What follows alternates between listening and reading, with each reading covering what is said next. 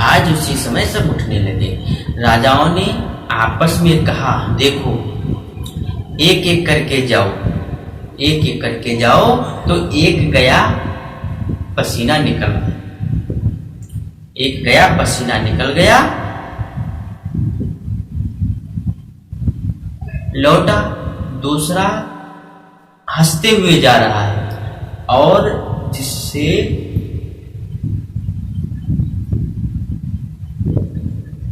एक आया, पसीना निकल गया, लौटा।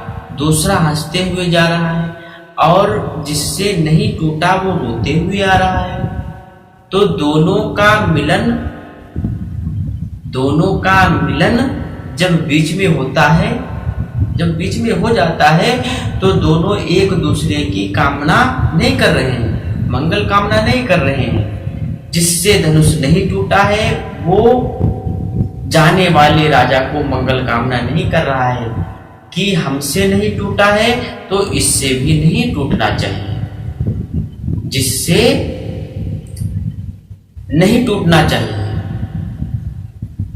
वो जाने वाले राजा से कहता है कि हे धनुष, अगर हमसे नहीं टूटे तो इनसे भी मत टूटना, हमारी यही प्रार्थना है, इससे भी मत टूटना। बोलो, आज मानव के अंदर यही भावना है कि नहीं? अगर हमारा काम बिगड़ गया तो पड़ोसी का भी काम नहीं बनना चाहिए, इसका भी बिगड़ना चाहिए, इसका भी बिगड़ना चाहिए। ये अभिमानियों की पहचान है,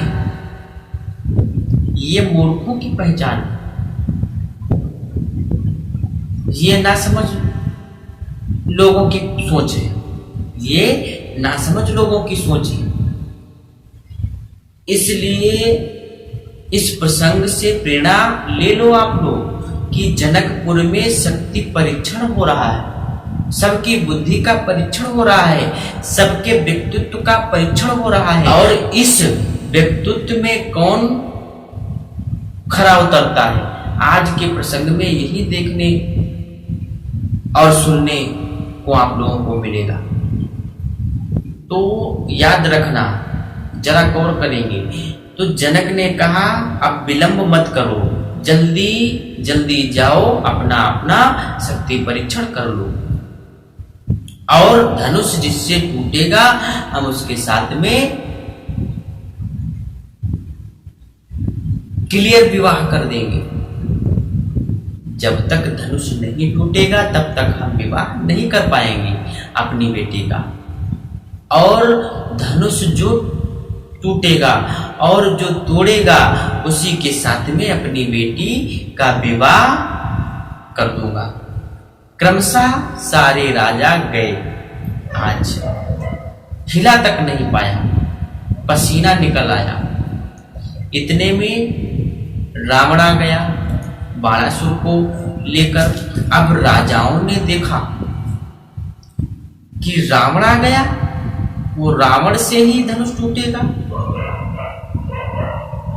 रावण आ गया बाणासुर को लेकर के।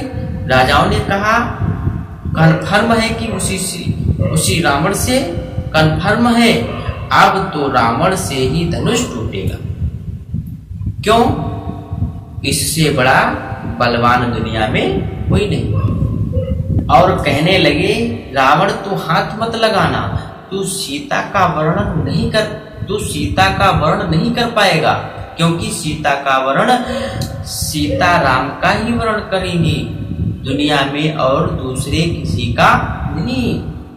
सीता राम का वर्णन करने के लिए आई हैं, केवल सीता राम का वर्णन करने के लिए आई हैं, केवल सीता राम का वर्णन करने के लिए आई हैं, और रावण सीता तेरा मरण करने के लिए आई है।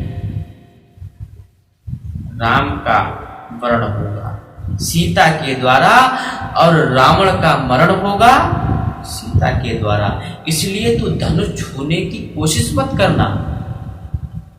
रावण ने कहा, नहीं नहीं, मैं बलवान हूं, और मैं तो धनुष को तोड़ूंगा, मैं धनुष को तोड़ूंगा।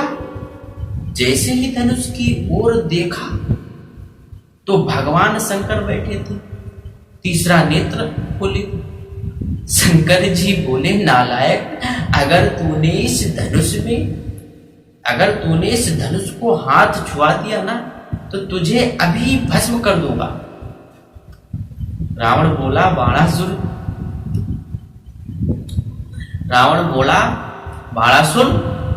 चलो चलो, जल्दी चलो। बाणासुर बोला, क्यों, क्या हो गया,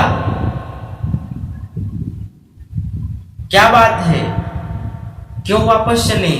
कहा, इसलिए हम मरने नहीं आए। रावण बोला, चलो, इसलिए यहां मैं मरने नहीं आया हूं, हम विवाह करने के लिए आए थे, हम मरने नहीं आए। याद रखना मेरे भक्तों, अगर रावण धनुष को छू लेता तो जल करके भस्म हो जाता। शंकर जी का दूसरा नेत्र जला करके भस्मीभूत कर देता।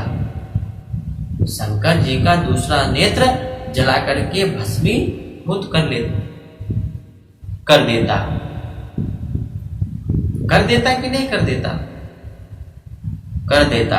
जैसे रावण ने देखा, कहा नहीं नहीं, इसी में खैर है, बाणासुर वापस चलो।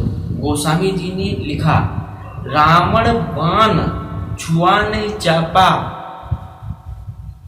और हारे सकल भूपकर तपा। जितने भी राजा थे सब हार गए, एक एक करके रावण बाणासुर चला गया। जितने भी राजा थे सारे हार गए,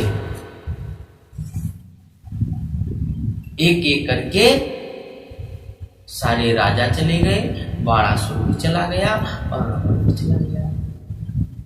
जितने भी राजा थे सब हार गए एक एक करके।